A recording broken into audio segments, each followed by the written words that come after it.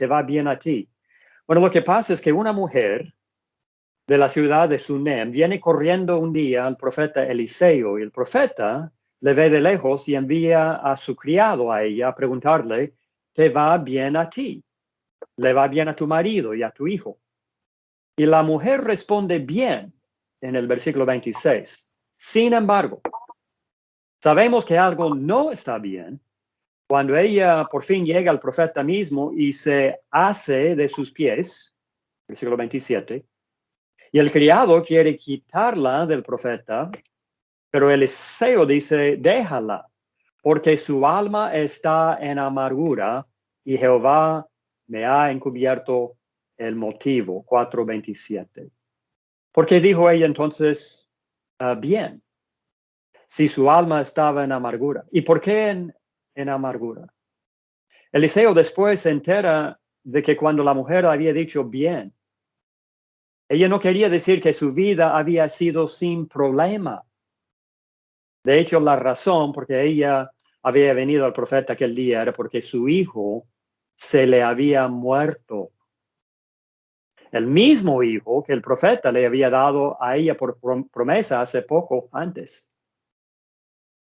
Y la tragedia de la muerte había herido en su casa. Sin embargo, ella siempre podía decir, va bien.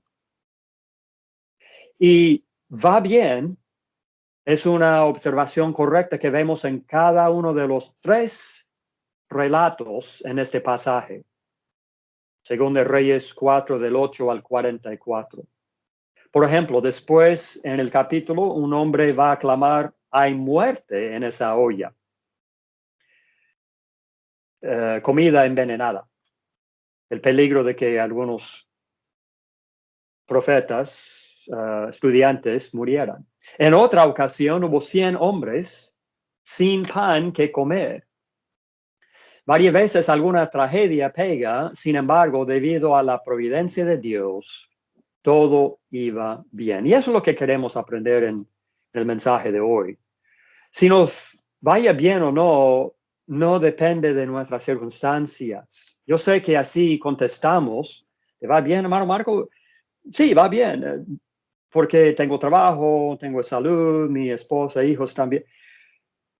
Pero hay otro sentido en que nos va bien cuando estamos bien con Dios y aun cuando las circunstancias no sean lindas. Y poder tener esta bendición es lo que queremos aprender. El contexto en general es que este pasaje es una continuación de las historias de Eliseo que empezaron en el versículo 1 de este capítulo y recorren hasta el capítulo 8. Y aquí estamos viendo 3 de ellas, como mencionamos, la mujer de Sunem, muerte en la olla y la alimentación de la multitud. Vamos a pasar más tiempo con la mujer de Sunem y menos con las otras 2 historias. Pero vamos empezando con una lectura. Vamos leyendo el texto aquí, capítulo 4 del 8 al 37, para ver la idea de la mujer de Sunem. Lean conmigo, por favor, del 8 al 37. Dice el texto, aconteció también que un día pasaba Eliseo por Sunem y había allí una mujer importante que le invitaba insistentemente a que comiese. Y cuando él pasaba por allí, venía a la casa de ella a comer. Y ella dijo a su marido, he aquí ahora, yo entiendo que este que siempre pasa por nuestra casa es varón santo de Dios. Yo te ruego que hagamos un pequeño aposento de paredes y pongamos ahí cama, mesa, silla y candelero, para que cuando él viniera a nosotros se quede en él. Y aconteció que un día vino él por ahí y se quedó en aquel aposento y allí durmió. Entonces dijo a Giese su criado, llama a esta sunamita. Y cuando la llamó, vino ella delante de él. Dijo él entonces a Giese, dile, he aquí, tú has estado solícita por nosotros con todo este esmero. ¿Qué quieres que haga por ti? ¿Necesitas que hable por ti al rey o al general del ejército? Y ella respondió, yo habito en medio de mi pueblo. Y él dijo, ¿qué pues haremos por ella? Y Giese respondió, he aquí que ella no tiene hijo, y su marido es viejo. Dijo entonces, llámala. Y él la llamó, y ella se paró a la puerta. Y él le dijo, el año que viene, por este tiempo, abrazarás un hijo. Y ella dijo, no, Señor mío, varón de Dios, no hagas burla de tu sierva.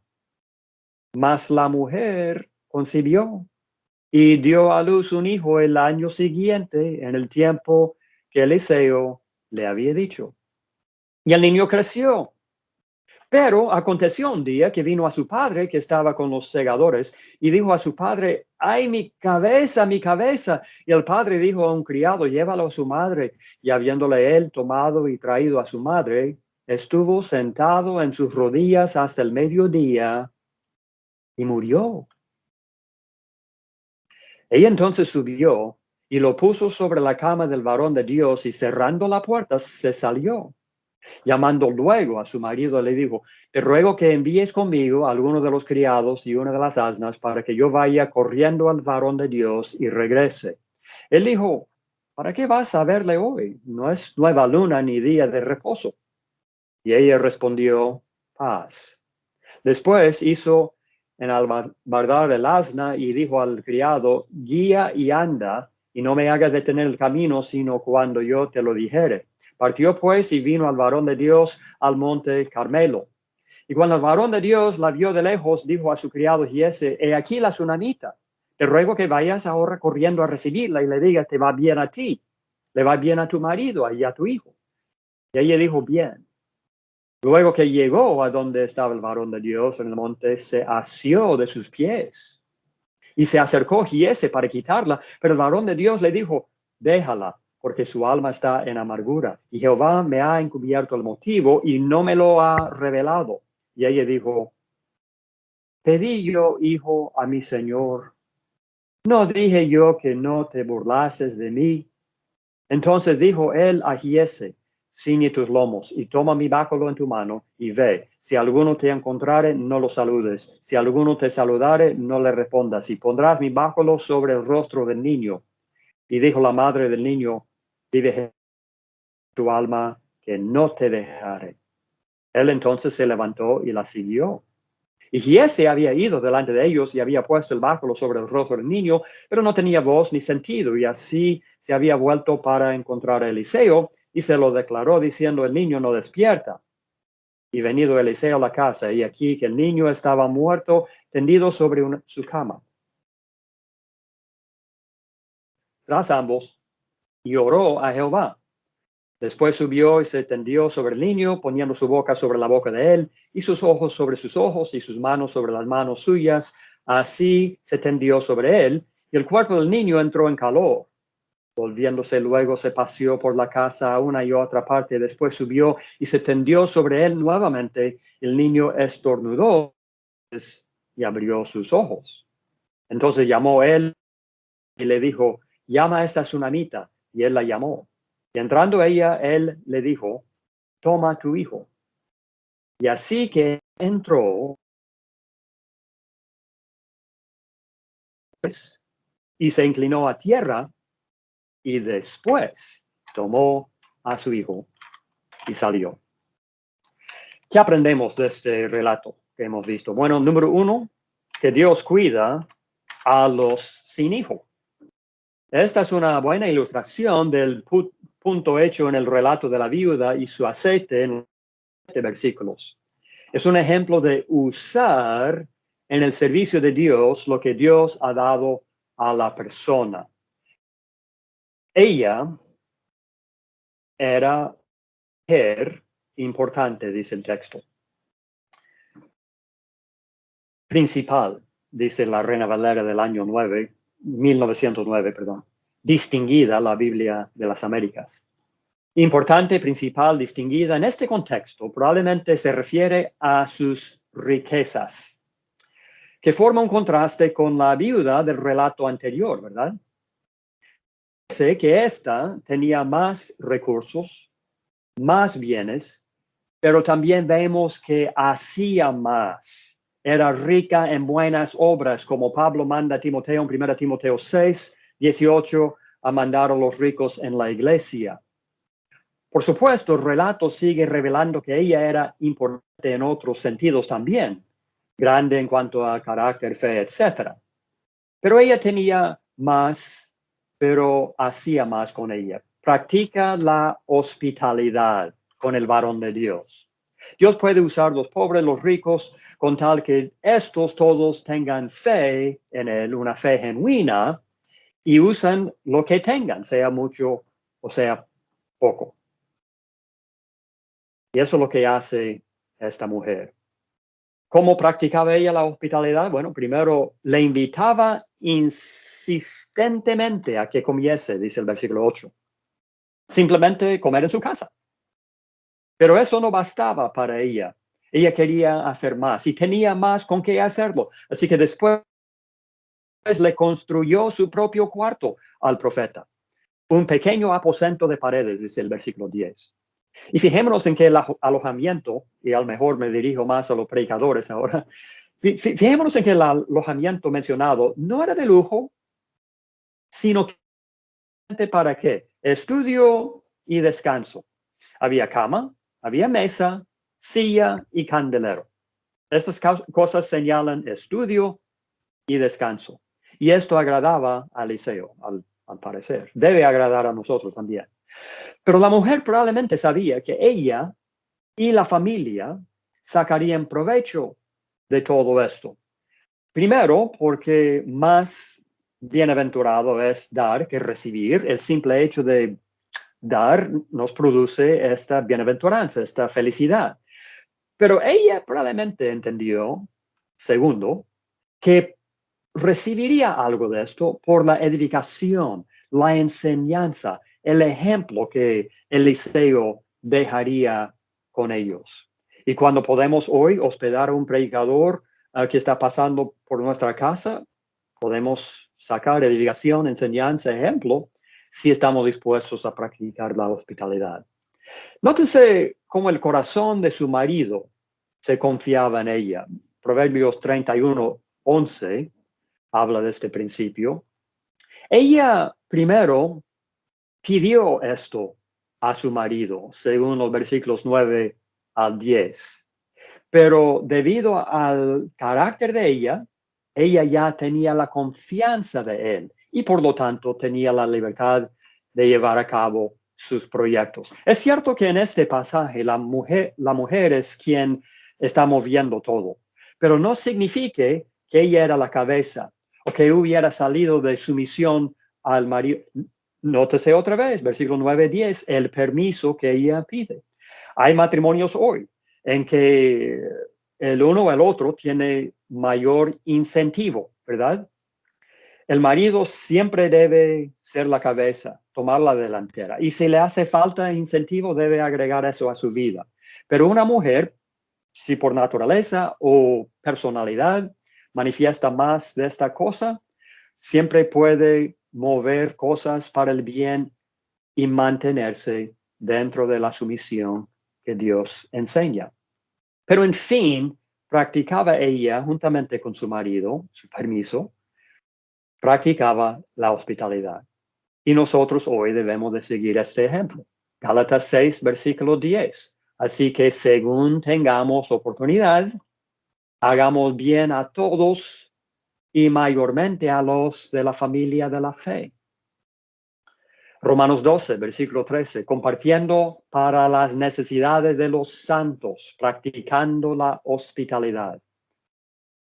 Volviendo a Gálatas 6, el versículo 6, el que es enseñado en la palabra, haga partícipe de toda cosa buena al que lo instruye, recordándonos de hospitalidad en este caso especial, cuando recibimos algo de un predicador, un maestro de la palabra de Dios. En la tercera carta de Juan, versículos 5 al 8. Es interesante como en la segunda carta, Juan nos dice a quienes no practicar la hospitalidad y en su tercera a quienes sí. 5 y en adelante, amado, fielmente te conduces cuando prestas algún servicio a los hermanos, especialmente a los desconocidos, los cuales han dado ante la iglesia testimonio de tu amor. y harás bien en encaminarlos como es digno de su servicio a Dios para que continúen su viaje. Porque ellos salieron por amor del nombre de Él sin aceptar nada de los gentiles. Por esto mismo se dependían de los Gayo y otros fieles. Versículo 8, nosotros pues debemos acoger a tales personas para que cooperemos con la verdad. No sé cómo será donde usted se reúne, hermano, pero aquí en Long Beach, de California, programamos dos series de predicación cada año. La cuestión es que si cada miembro aquí vamos a aprovechar esta oportunidad de alojar al predicador, de practicar la hospitalidad. Los hermanos de diferentes partes del país y del mundo pasan por acá de vez en cuando y no necesariamente serán predicadores. Pregunto a mis hermanos, miembros de esta congregación, ¿está usted dispuesto en cualquier momento de invitarles para una comida o para alojamiento, como esta mujer pone el ejemplo? Nótese en el versículo 13, otra característica de esta señora era que estaba contenta. Eliseo ofrece a ella sus servicios ante el rey. Eliseo tenía una cercanía con los reyes de Israel, en gran parte porque Dios quería que les hablara la palabra y corregirles de esta forma. Pero de todo modo tenía ese contacto con ellos. Y él está ofreciendo a ella algún tipo de servicio, y quiere que yo busque casa allí en la capital o algo similar. Y al parecer el trabajo de Eliseo en el capítulo anterior le daba privilegios delante del rey. Y quizás Eliseo podría ofrecerle al marido algún puesto en el corte real o hacer alguna petición directamente al rey o ayudar con algún pleito, etc. Sin embargo, ella estaba contenta habitando en medio de su pueblo, dice versículo 13. Quisiéramos saber más de lo que ella quería decir y el fondo, pero en fin, creo que podemos inferir que ella rechazó la oportunidad de vivir en el palacio porque ya vivía donde la gente le amaba y le respetaba y donde ella podía servir a otros. Ella estaba contenta y porque estaba practicando la hospitalidad. No es cuestión de nuestras circunstancias humildes o altas que pueden hacernos contentos. Creemos que es así. Sí, hermano Marcos, si yo tuviera una casa en vez de tener que vivir en ese departamento, y los que tienen casa, si yo tuviera casa de 2 pisos, hermano Marcos, si yo tuviera casa con piscina, entonces estaría contento, feliz. No es eso. Contento viene de por dentro. Ella estaba contenta ya. Y lo que nos sorprende tal vez es que ella no menciona que estaba sin hijo, pero estaba contenta a pesar de esto, a pesar de no tener hijos. Ana, usted se acordará en 1 Samuel 1, ella rogaba a un hijo y Raquel una vez había clamado, dame hijos o si no me muero. Génesis 30, versículo 1, creo. Esta mujer resiste la tentación de todos, de que si yo no soy como la fulana ya, no tengo las cosas normales, es normal, mujer casada, tener hijos, y yo voy a andar amargada. Resiste esta tentación. Y resiste, nótese que resiste la tentación de recibir adulación y la tentación de tener grandes ilusiones. Cuando el profeta entonces le ofrece niño, ella en 4:16, ¿qué dice ella? No, no, Señor mío, varón de Dios, no hagas burla de tu sierva. Después, cuando de verdad necesitaba la ayuda de Eliseo, la tenía. Capítulo 8, versículo 3 al 4, vamos a ver que ella salió del país por un hambre, vuelve, alguien se había apoderado de su terreno y necesitaba que alguien hablara por ella al rey, y va a tener la ayuda de Eliseo en aquel entonces. La lección es eso, aquellos que se aprovechan de la oferta cuando no la necesitan, la pierden. Y aquellos que resisten la tentación de aprovecharse de lo que no necesitan, después lo encuentran cuando es necesario. Aquí Dios recompensa la amabilidad de esta mujer con un hijo. Y esto iba a traer un gozo mucho más grande que la oferta del palacio. Y muchos de nosotros tal vez nos hubiéramos aprovechado de la oportunidad de pasar al palacio del rey, de vivir en circunstancias más altas, etcétera, porque siempre buscamos pasar arriba, pasamos el tiempo deseando que estuviéramos en otra parte, en otro país, en otro lugar, haciendo otra cosa, diferente trabajo. Nunca estamos contentos. Y tenemos que aprender a lograr algo con lo que ya tenemos, en donde ya estamos, con la ayuda de Dios. Versículos 28 y 30 nos recuerdan de otra característica en ella, y es en realidad el corazón de esta lección, su fe en medio de tragedia.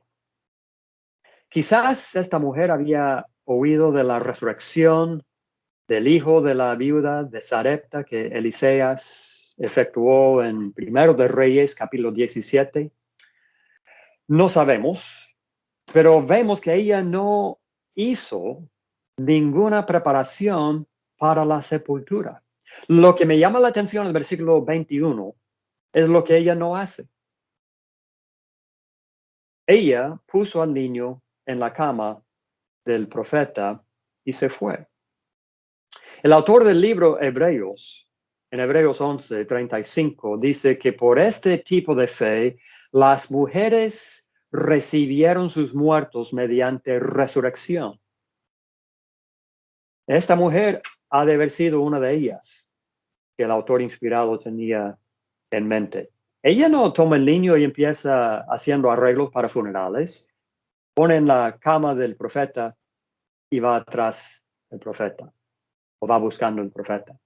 Y otra vez, en esta sección del texto, vemos la confianza mutua entre marido y mujer. Ella, por una parte, no quiso ir sin informarle a él que iba, en versículo 22.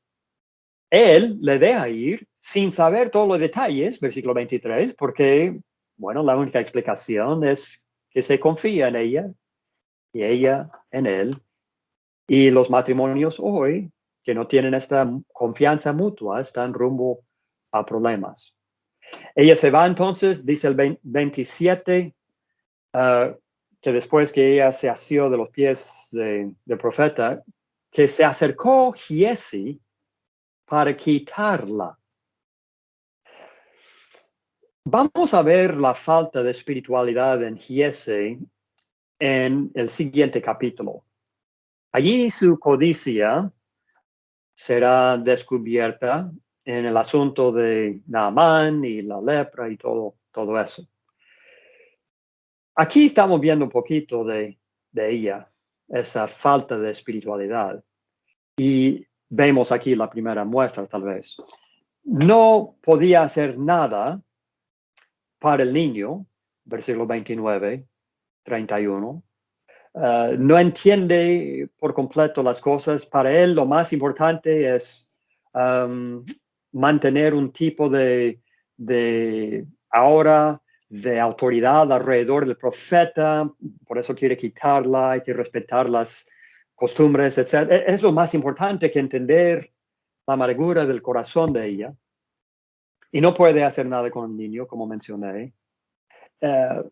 No parece ser un discípulo de Eliseo muy espiritual. Y estamos viendo aquí que a veces el discípulo viene a ser un obstáculo para los que necesitan alcanzar al maestro. ¿Se acuerda cómo los discípulos de Jesús, Mateo 19, 13 al 14, impedían a los niños? Eso es lo que me recuerda cuando leo esto. Y me pregunto cuántas veces hoy nosotros que estamos escuchando reclamamos de todos los discípulos. ¿Cuántas veces será que nosotros, los discípulos, impedimos al que quiere venir o necesita venir a Jesús por nuestro ejemplo, por nuestra conducta, por nuestra reacción a ello, simplemente por andar así con la cara de enojado siempre en vez de cara de optimista. Y nos preguntamos, porque nadie nos pregunta sobre la esperanza que hay en nosotros. Bueno, no lo manifestamos. Somos impedimento muchas veces, como Giese era aquí. Pero vemos en ella la paciencia de la fe. La fe, hermano, no es solamente escuchar algo y consentir. O si yo acepto que Jesús es el Hijo de Dios, yo asiento a esa proposición. No, la fe es seguir cuando hay obstáculos. ¿Te va bien a ti? Y ella dijo, bien. Sin embargo, su hijo está muerto. Pero todo sí va bien para el difunto si muere el Señor, ¿verdad? Apocalipsis 14:13. Si es niño incapaz todavía de fe y arrepentimiento, muere el Señor. Sí, y todo sí va bien para aquellos que se quedan acá en este mundo si su aflicción les lleva al Señor. Como en este caso la aflicción de la mujer le llevó al portavoz del Señor, al profeta. Ella sí cuestionaba la tragedia. Capítulo 4, versículo 28. Es ser humano, obviamente. Ella dijo, pedí yo, hijo, a mi Señor. ¿No dije yo que no te burlases de mí? Ella estaba perpleja y afligida, pero el texto no indica que ella echaba la culpa a Dios o a su profeta. De hecho, su reacción era la correcta. Fue a Dios para alcanzar misericordia y no le dejaría. Dice el versículo 30 que ya leímos, vive Jehová, vive tu alma. Ella dice al Eliseo, no te dejaré. Debemos hacer lo mismo nosotros. Cuando se nos muere algún ser querido y el corazón está partiendo, debemos de ir a Dios y no dejarle hasta alcanzar esa misericordia. Estar orando, buscándole en su palabra, en sus varones que pueden ayudarnos con ello. Y luego el versículo 37. No pasemos por alta esta cosa fácil de hacer, su gratitud. Fijémonos en el orden de las cosas. 4:37. Así que ella entró, se echó a sus pies del profeta y se inclinó a tierra y después tomó a su hijo y salió. ¿Qué hubiéramos hecho nosotros? Yo creo que muchos hubiéramos llegado y primera cosa, ir a abrazar al niño y llevárnoslo a nuestra casa. Muchas veces nos vamos corriendo con las bendiciones de Dios aún antes de agradecerlo. Algunos ni aún puede tomar tiempo para dar gracias a Dios por una comida. Y en vez de considerar a las reuniones de la iglesia como oportunidad para dar gracias a Dios, tratamos de evitarlas como la plaga. Ella primero agradeció. Ella se echó a los pies del profeta porque él representaba a Dios. Se inclinó a tierra y después tomó a su hijo. Bueno, mencioné que hay 3 eventos en este pasaje. Quiero leer ahora los versículos 38 al 41 sobre la muerte en la olla. Sacar rápidamente algunas lecciones aquí, no tantas como la anterior. 38 al 41. Eliseo volvió a Gilgal cuando había una grande hambre en la tierra y los hijos de los profetas estaban con él, por lo que dijo a su criado, pon una olla grande y haz potaje para los hijos de los profetas. Y salió uno al campo a recoger hierbas y halló una como parra montés y de ella llenó su falda de calabazas silvestres. Y volvió y las cortó en la olla del potaje, pues no sabía lo que era.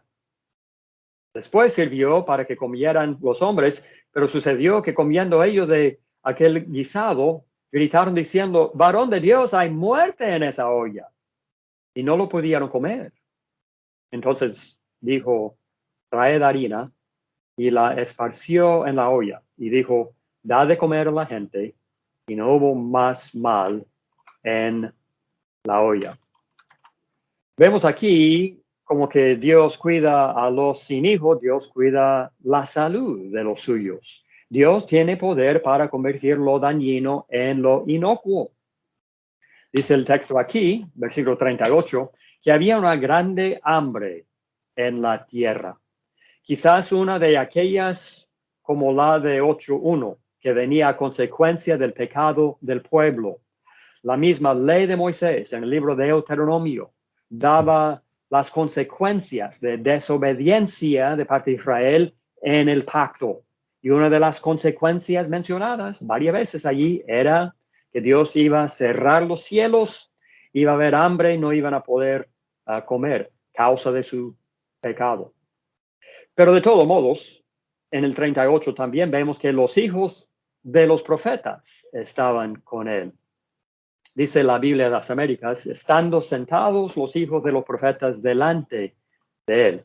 Esta versión da a entender que tal vez estaba la clase en sesión. Ellos estaban aprendiendo a los pies del profeta. Y si es así, entonces simplemente señala la idea de que hubo hambre de pan, pero no de oír la palabra de Dios. Eso es lo rico. Estos jóvenes queriendo saber más de la palabra de Dios, alimentándose al hombre interior, porque el hombre no vive de pan solamente, ¿verdad? Alrededor nada de pan, pero ellos siempre comiendo. Pero lo que estaba a punto de acontecer, iba a acontecer a gente temerosa de Dios.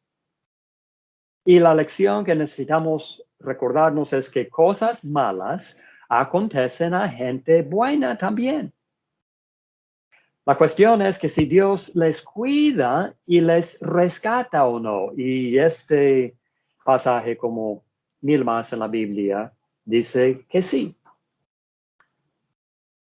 Versículo 40, comiendo ellos de aquel guisado, gritaron diciendo, varón de Dios, hay muerte en esa olla. Y esto nos recuerda que Dios ha dado al hombre un sentido de gusto, un sentido de olfato, no solamente para disfrutar lo agradable, sino también para descubrir lo dañino antes que llegue al estómago.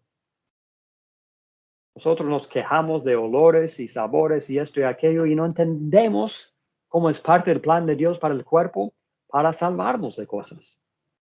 Ellos descubren el problema, no pueden solucionarlo en el momento, pero descubren el problema. Dios, mediante su profeta, trae la solución en el 41. Traed harina, dice el profeta, y la esparció en la olla. Obviamente no hay poder milagroso en harina, sino que servía de señal del poder de Dios, no el medio para curar. Para que tuvieran algo visible de que el profeta estaba obrando como instrumento de Dios. Pero una vez más, en fin, se podía decir, todo va bien, porque Dios cuida a los suyos. Y luego 42 al 40 al 44, 42 al 44, la alimentación de la multitud. Dice el texto aquí, vino entonces un hombre de Baal Salisa, el cual trajo al varón de Dios panes de primicias, 20 panes de cebada y trigo nuevo en su espiga. Y él dijo, da a la gente para que coma. Y respondió su sirviente, ¿cómo podré esto delante de 100 hombres? Perdón, ¿cómo pondré esto delante de 100 hombres? Pero él volvió a decir, da a la gente para que coma, porque así ha dicho Jehová, comerán y sobrará. Entonces lo puso delante de ellos y comieron y les sobró conforme a la palabra de Jehová. Entonces vemos que Dios cuida a los sin hijos, Dios cuida la salud de los suyos y Dios alimenta. Da a la gente para que coman. 42. Eliseo de gracia había recibido así que daba de gracia a otros, como Cristo dice en Mateo 10:8. Y tenemos que aprender a hacer lo mismo con nuestras bendiciones materiales y nuestros recursos. Eliseo tenía este poder de Dios y compartía con otros. Debemos hacer algo similar. No tendremos poder milagroso de Dios, pero Romanos 15:27, porque si los gentiles han sido hechos participantes de sus bienes espirituales, deben también ellos ministrarles de los materiales.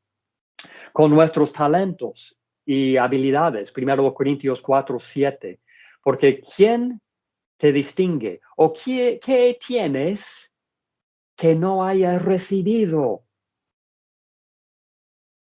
Y si lo recibiste, ¿por qué te glorías como si no lo hubieras recibido?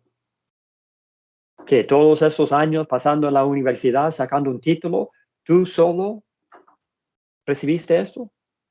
No había nada de Dios y su providencia en el país en donde naciste, los padres, las oportunidades, tiempo, etcétera. ¿Qué si hubiera nacido en India o en Estados Unidos hace 1000 años? Tú no controlaste el lugar y tiempo que nací. Hay mucha cosa fuera de nuestra mano. De hecho, todo lo que tenemos es algo que hemos recibido. En cuanto al Evangelio, según a los Corintios 11:7, pequé yo humillándome a mí mismo, dice Pablo a la iglesia, para que vosotros fueseis enaltecidos por cuanto os he predicado el Evangelio de Dios de balde. Pablo lo había recibido de forma gratis. ¿Cómo no pudo compartir el Evangelio con otros gratuitamente? Y luego en el texto aquí leímos su sirviente. Posiblemente se refiere a Giese. Y fijémonos cómo se mostraba escéptico siempre, la reacción típica de la persona de poca fe. Los discípulos de Jesús también se mostraban así en la alimentación de los 5,000. No tenemos aquí sino 5 panes y 2 peces. Y Giese diciendo, ¿pondré yo esto ante 100 hombres? Poca fe. Pero para los que tienen fe, poco se convierte en mucho cuando es dedicado a Dios. La cosa más pequeña, hermano, se convierte en algo grande cuando usted lo dedique a Dios. Tú no tienes que tener título de universidad. ¿Tiene usted la capacidad de ser amigos y hablar bien con gente en la calle? Usted puede invitar a alguien a escuchar al erudito en la palabra. A lo mejor usted no tenga la capacidad de enseñar, pero tiene la capacidad de invitar. Y este otro aquí que puede enseñar no invita a nadie. Se necesitan los dos, se necesitan todos los miembros del cuerpo, obviamente. No importa qué tan poquito sea. Usted lo dedica a Dios. Dios, yo tengo esto y eso te lo ofrezco. Y por tercera vez en este capítulo se podía decir, todo va bien. Voy a dejar de compartir la pantalla, ojalá que vuelva uno aquí, para concluir esto, diciendo que la providencia de Dios es abundante. Eso es lo que hemos visto en este capítulo. Su providencia es abundante para los sin hijo, para los que están en peligro de enfermedad, para nuestras necesidades diarias. Por ejemplo, la comida. Dios llena. Y si en estas cosas, entonces en todas las cosas. Lo que se necesita hoy es el servicio de fieles. ¿A qué tipo de persona cuida Dios de esta manera? Bueno, ahora sabemos. La persona generosa, como esa mujer hospitalaria. La persona contenta, con hijos, sin hijos, viviendo humildemente en el palacio, contenta. La persona que permanece fiel en medio de prueba y aflicción. No el hermano que asiste a todas las reuniones cuando todo le va bien en su vida, puro cielo azul y sol. No, que es fiel cuando todo le va mal alrededor. Y número 4, la persona agradecida. Seamos nosotros generosos, contentos, fieles en aflicción y siempre agradecidos. Muchas gracias por su muy fina atención. Que Dios les bendiga.